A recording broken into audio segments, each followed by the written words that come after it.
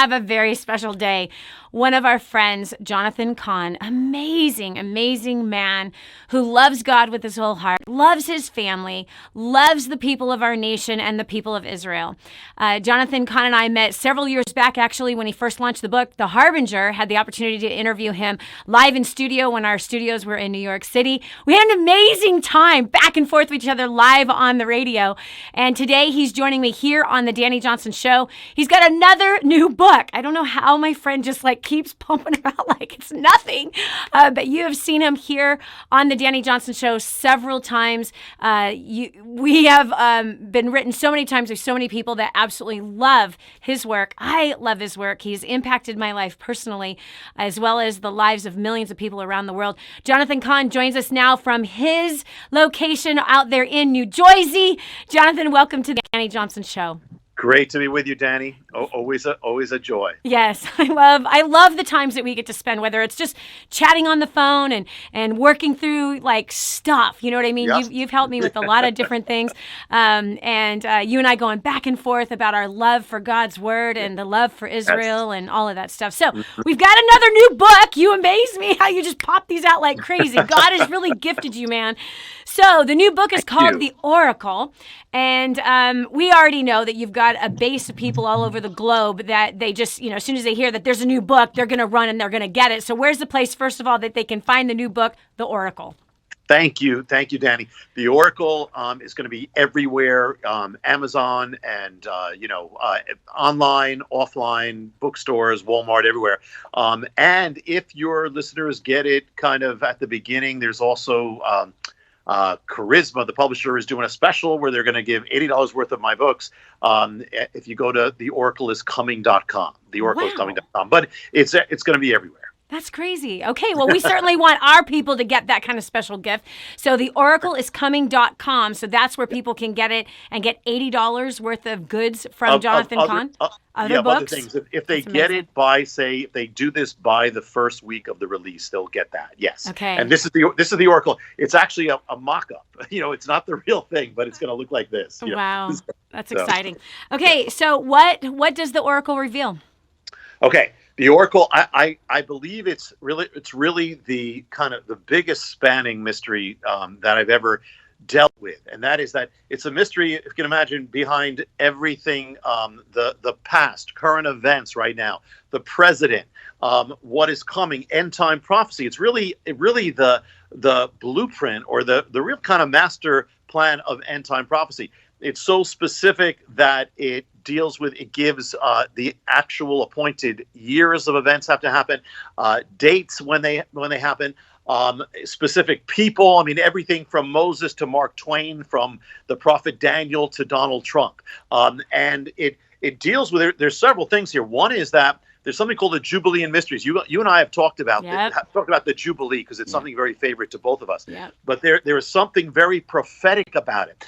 There's a prophetic mystery that God is kind of orchestrating the return of Israel, which is really the key end time event. He's orchestrated all according to this Jubilean mystery because they're returning to their land. They're returning to, the Jewish people are returning home. So everything happens according to an actual prophetic time clock. In specific appointed years, prophetic events happen again, and again, right up to our time. And the other kind of mystery that runs through the Oracle is this. It's called the Parasha mystery. And I know you know this, but I mean, you know what I'm about to say, but a lot of people don't, in that there are these words, parashas, that are read every week on the Sabbath from the scrolls, from the scroll of Moses, from the scroll of the prophets. And that's cool. But what just blew me away, Danny, is that these prophetic words actually are appointed and read from ages past. They're appointed to be read. Events in the world happen that are linked to the word that is read at that time. In other words, events are happening in the world and they're in the scroll and they happen at the time appointed. And I'll give you, throughout when we talk, in these programs, I'll give you a taste of these. But it's amazing. And the last thing about it to know as an introduction is that many of you know The Harbinger. And I was led to write it in a form of a narrative or a story, and what's being revealed is real, but it has a story. So same with the Oracle. It's revealing so much. I had about 3,000 pages of downloads to get into a book. And I put it in a story. A man is seeking and has to find a man called the oracle, like a Yep. prophet. And the oracle Yep. is revealing these mysteries of God. And it goes all the way up to our time. And by the way, it heads to the future, what's going to happen. But also he sees the mysteries through 7 doors. And each door is another revelation of mysteries. I mean, we'll only be able to touch on some things, but we'll go through the doors, Now, what's so interesting is that when I found the Harbinger, it was a friend of mine actually who gave it to me, and I just wept through that book because I felt so alone for so many years that I was sounding the alarm about what was coming to America and the horrible changes that were happening, and how we as a people are falling away from God, even though we're showing up in our churches, and that idolatry has been the thing that is turning us away from our God. And it's time to teshuvah, return back to Yahweh, the one true God. And so the oracle is talked about in the Harbinger, as well as you even predicted President Trump, without saying President Trump, but you totally described him in the Harbinger. And now here we are all these years later, and we have Trump in office, which is crazy. And now here's the oracle, which was like such a powerful part of the story of the Harbinger. And my recommendation always is like start with the Harbinger and then, go through each series of these books because they're so powerful. Okay, so who is the stranger in the book, The Oracle? Okay. And this will be a little taste of the first door of the mystery. And there's all sorts of mysteries. So one is this. The Bible says that, and actually from Moses, before he died, he gave a word to Israel. And he said, in the end times, the Lord's going to bring you back. He's going to scatter you to the ends of the earth, but he's going to bring you back, the Jewish people, going to bring you back to the land of Israel, put you back, and that's when all these things happen. But he says, before that happens, there's a sign that's going to appear in the land. And the sign is going to be that of the stranger. A stranger, Moses says, is going to come from far away, a faraway land. He's going to come to the land of Israel, which at that time, the prophecy is it's going to be a wasteland. It's going to be desolate. It's going to be desert. It's going to be hopeless. And the stranger is going to bear witness that the land is hopeless. It's never going to be again. That was Mark Twain. Yes.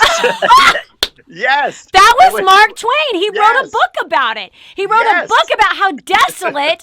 Oh my gosh. No, Jonathan, I was just there in Israel in his old apartment. Oh my goodness. Yes, I was just in downtown, down in Jerusalem, Yerushalayim, in his old apartment. We all had lunch in his old apartment. Oh my goodness, Danny. So I know the story. It's a crazy story how he literally wrote. You have to tell me where that is. I've been hunting for that. Oh, I know exactly where it's at. I've been hunting. Last time I went through Jerusalem trying to find it. You have to tell me when we get another time. You got to tell me how to get there. But okay, amazing. You're the only one who I've done this who knows this. So all right, so Mark Twain is fulfilling the words of Deuteronomy. He wrote a book about it. Literally, he's bearing witness the desolation of the land. And Moses gave specific words that he said the stranger is going to say. Well, Mark Twain says those specific words. I mean, exactly. Mm-hmm. But not only that, but when he finishes his journey, he's in Jerusalem, where you were. He's in Jerusalem, and it's the last day and night of his journey, in Jerusalem. And on that day, Danny, there's an appointed word being read all over the world. It's being proclaimed. It's the word of the scrolls, and they're being chanted. And what the word is appointed for then, when he finishes his journey, the word is appointed for that day is the prophecy, the stranger shall come to the land and bear witness. Mark Twain is walking through the streets of Jerusalem, and they're chanting this. It's on the Sabbath. He doesn't know they're talking about him, and they don't know he's in their midst, but how amazing God is. And when he goes home, you said it, he writes the book, he's fulfilling Deuteronomy. I mean, it's part of biblical prophecy. And just at that time, that's when all of a sudden, all these strange things start happening in the land that same year, which I can't get into now, but it's in the first book, the first door. But all these things start appearing that God is planning and really readying the land for the return of the Jewish people. And everything that's happening to this day began just then, because when he came, 1867, it was the year of Jubilee. And not only that, Danny, one of the signs I didn't know. Yeah, wow. It's going to determine everything that's happened since. And it all begins with the journey of the stranger. And when he is in that apartment where you were, another sign appears, and I'm not going to go into it, but it's called the man with a measuring line. It's a biblical sign. Another man appears in Jerusalem with a measuring line. Yep, but the thing is that other guy stays at the same building with Mark Twain. and the two of them don't know it, and they're both part of prophecy. Oh. And not only that, Danny, his God's about to do this, but for 2,000 years, the Jewish people have been praying for, Lord, restore us to the land, restore us to Jerusalem. Lord, hear our prayer, and be merciful. Hear our prayer. Mark Twain's real name wasn't Mark Twain. It was Samuel Clemens. Yeah. Samuel means the Lord has heard, yep. has heard, and Clemens means and has been merciful. Wow. This happens every time you and I get together. Every time we get together, man. It's like God has us both on the same path of uncovering things. And it might be just you and me that care about it, but somehow I think other people must care about it. But I have tears in my eyes right now because I'm blown away. I'm absolutely blown away. I never made the connection, Jonathan. It's amazing. And Danny, I've never, and I'm sure with the interviews I'll do, I will never have talked to somebody who actually was just there with Mark Twain. It's the Lord. I mean, it's the Lord he always has these connections, and it's amazing. Yeah. And you have to tell me because I have to go there. You do. You have to go there, and I know exactly who to have take you there. Okay. Yeah. Okay. But the crazy thing is I never made the connection that was the stranger being talked about in Deuteronomy. Yeah. I knew that he wrote a book. I knew that he said that the land is desolate. Nothing grows here. Why do people fight over this place? This is nothing, and then for us to go to Israel today, as Israel has been called back to her nation, then to see all the bounty and the beautiful fruit and the wine and the oil and the bread. I mean, just the laughter in the streets. So much fulfillment of prophecy that has happened, which is profound. It's absolutely profound. And you just mentioned, Danny, he said nothing grows. That's what Moses says he's going to say. Yeah. Moses said he'll say there's no grass. He said, he specifically writes, there's not a blade of grass. Yeah. I mean, it's crazy. And something else, I won't go into it because there's so much, but the thing is, Mark Twain, actually, when Israel was born, was raised from the dead later on, and Truman recognizes him. What led America to recognize him, it was a quote from the stranger, Mark Twain. Gosh, that's just crazy. Yeah. Okay, so what was significant when this took place? Well, this was 1867 is the first year of the Jubilee, the restoration of Israel. Everything, all these things start happening, as I mentioned, all these things. And even another mystery is that in every year of these Jubilees, there's a child born who's going to play the central part in the next Jubilee. It happens again and again and again and again.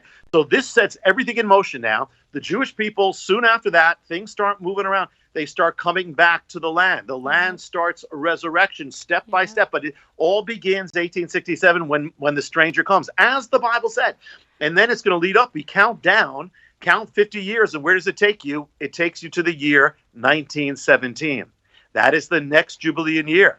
And did anything happen significant in that year? That was the most prophetic event in the history of the Jewish people up to that time.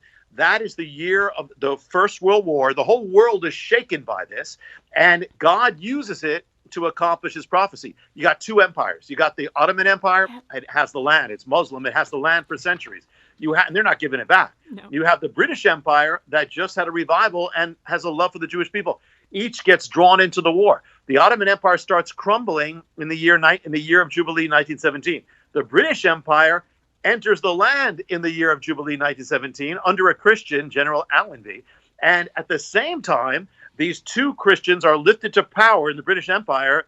David Lloyd George and Arthur Balfour, they issue the Balfour Declaration, which now promises the land to the Jewish people in the year of Jubilee. What's the Jubilee? That your land will return to you, that you will return to land. Well, it all happens like clockwork.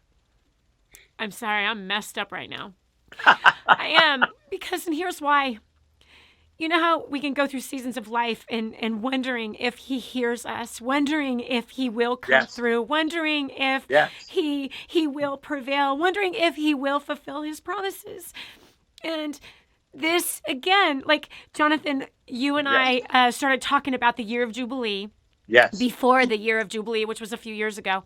And I remember studying this, and I called you and we talked for over an hour, and I said, I know that it's now. And you're like, Danny, I just finished writing a book called The Shemitah, which is about the year of Jubilee. I feel right now, Jonathan, what a blessing that you and I in our lifetime have been able to experience a year of Jubilee. Yes. Because we won't again.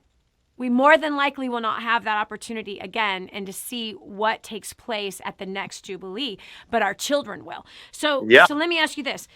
This is so crazy. This is so crazy. Yeah. So you said that a child, usually a special child, is born during the year of Jubilee that is going to do something significant. Yes. I'm so sorry. I have to ask you.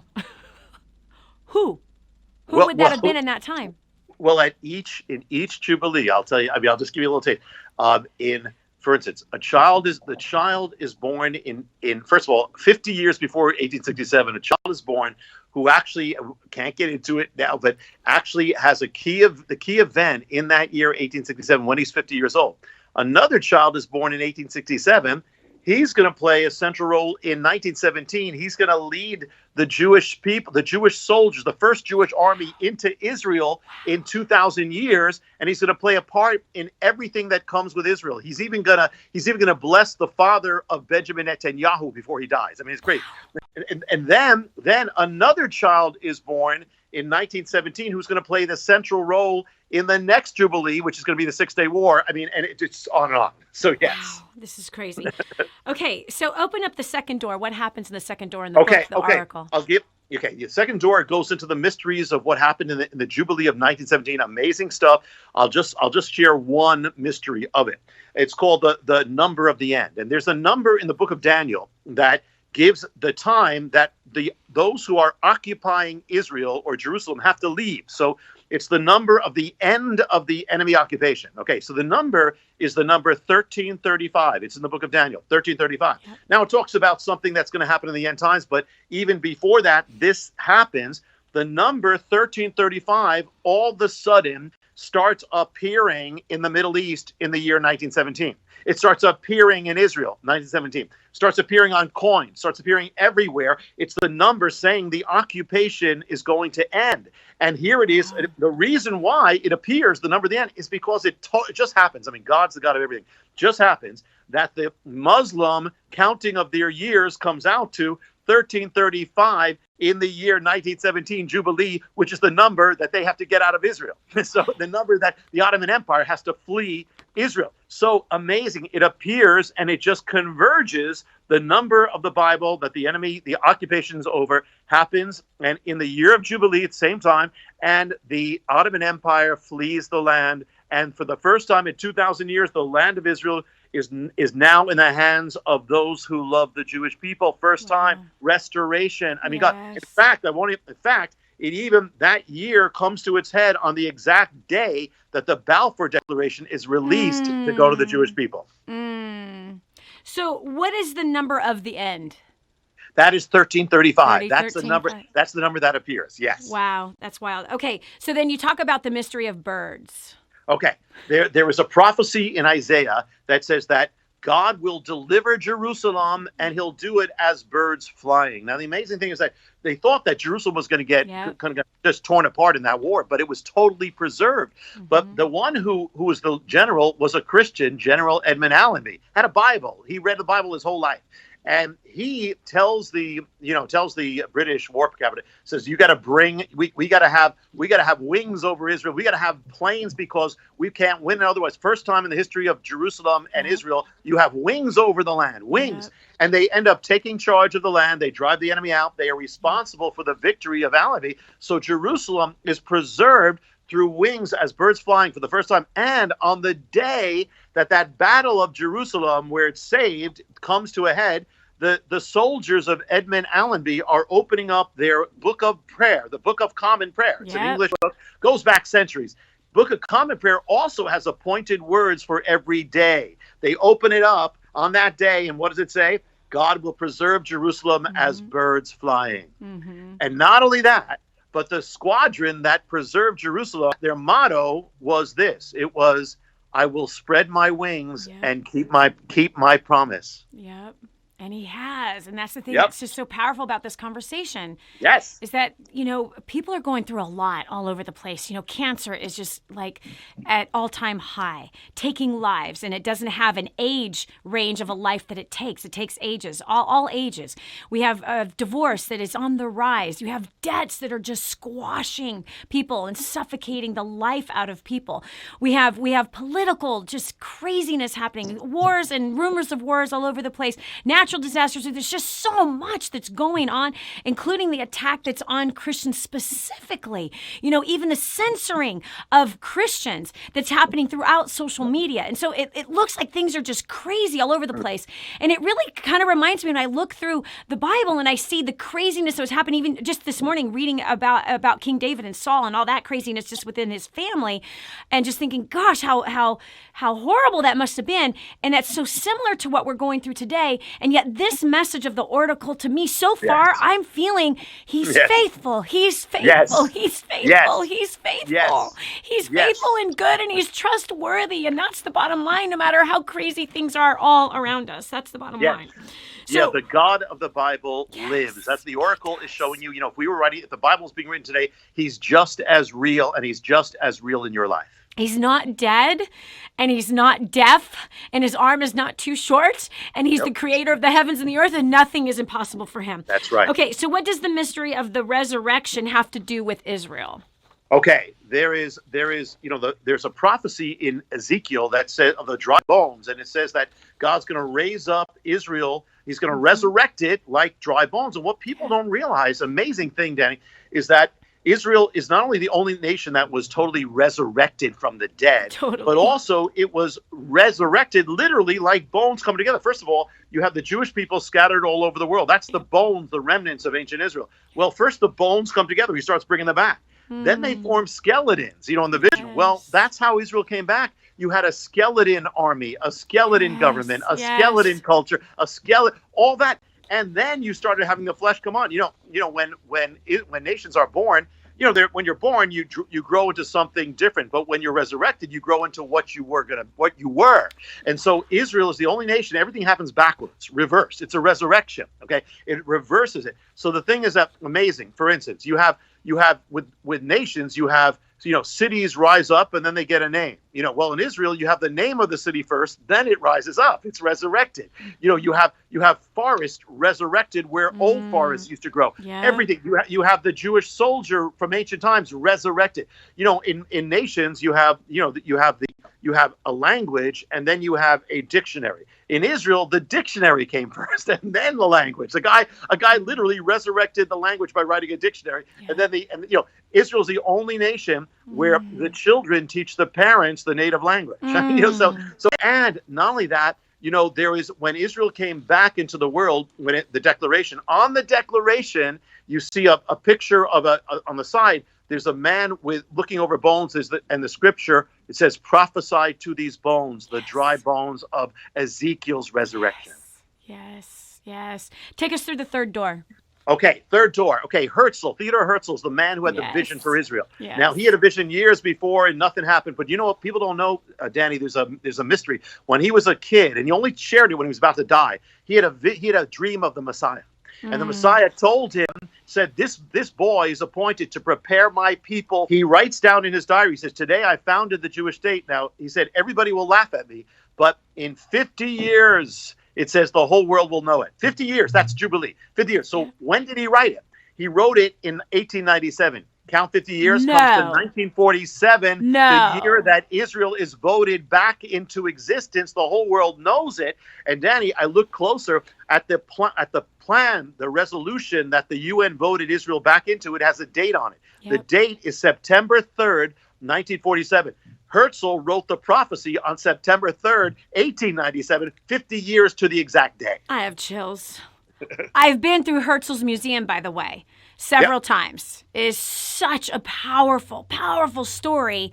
Yes. And to have that kind of faith, and that's the thing that also just amazes me about our Jewish brothers and sisters is their faith for their land. And yet, sadly, so many of us in this Western side of the world and us who are Americans, man, if we don't get something overnight, we are done with it. We're bored with it. It's over, finished, kaput. You know, God is dead. He doesn't hear me. He doesn't listen. But here we've got our brothers and sisters, the roots of all of the faith of Christianity, all Jews, the roots of all of the faith of Christianity, who waited for centuries. Yeah. Listen, if God keeps his word after 2,000, 3,000 years, he's going to keep his word to you. That's amazing. That's amazing. So there's a scripture appointed for the day of Israel's birth. What was it? Yes. Now remember here's the thing. There's a prophecy from Amos. It says, in that day, says the Lord, I will raise up the fallen tabernacle of David. Yeah. I will end the exile. They will plant the land. I will rebuild Israel as in ancient times.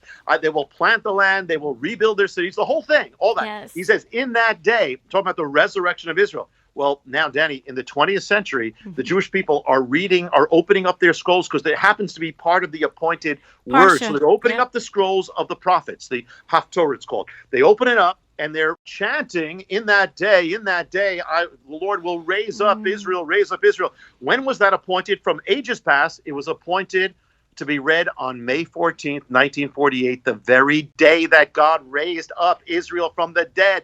It's being resurrected, and all over the world they're chanting, he will raise it up, he will raise it up from ages past. That's crazy. You cannot make this God up. Real. Yes. And I know I've been shouting from the mountaintops about this for so many years, that he keeps to his own calendar, that he does things on specific days, specific times, for specific reasons, and everything is like linked together like a chain. And it's not random. Like, he has this stuff planned out, and it's amazing. And so, and again, I love when you and I get together and talk, because we could go off for hours, and it sucks. There always has to be an end to a show. Okay, so the book is called The Oracle. This is Jonathan Kahn. This is going to be a several-part interview concerning the book, The Oracle, as well as some other things. Actually, Jonathan and I are going to dive deep into some of the fall feasts, the autumn feasts, that also have to do with the Oracle and the end of time. And so join us here next week with Jonathan Kahn again concerning the Oracle. And Jonathan, please, again, you said that there's a special running for the pre-launch of the book, The Oracle. Tell us the website again. Yes. First of all, the Oracle will be available everywhere, Amazon, offline, online. You can order it right now, all that. But the publisher is doing a special that for those who pre-order it or up to the end of the first week of release, they'll throw in $80 worth of my books on top of the Oracle. Just go to theoracleiscoming.com, theoracleiscoming.com. But you can still, regardless, even after that, you can get the Oracle everywhere. So what's the date of when we can have it everywhere? It will be everywhere at the end of August, beginning of September. Awesome. Technically, the release date is September 3rd, that same date we just spoke about with Herzl, but we didn't plan that, but so it's coming. That's hilarious. That's hilarious. Jonathan, I always love being able to get to talk to you, whether it's on a personal conversation or it's right here, bringing our personal conversation on a show, because it's it's fun. There's just very few people it's just very few people that dive into God's word like you do. And it's hard pressed to find, just a very clean, a very clear, here it is, this is the Bible, this is what it says, and nothing more on top of that. So anyway, The Oracle, you got to get a copy of the book, and if you don't have the rest of his books, you need every single copy of everything that he has written. You really, really do. It has absolutely benefited my life and so many of our viewers and listeners of the Danny Johnson Show, as well as personal friends and family members. So get a copy today of The Oracle. TheOracleIsComing.com. The Oracle is coming. Is it The Oracle is Coming now.com or The Oracle is Coming? It's The Oracle is Coming. The Oracle is Coming.com. Get a hold of your copy immediately. Jonathan, thank you so much for your time, and I'm looking forward to our next episode that we'll do together. God bless you. Bye.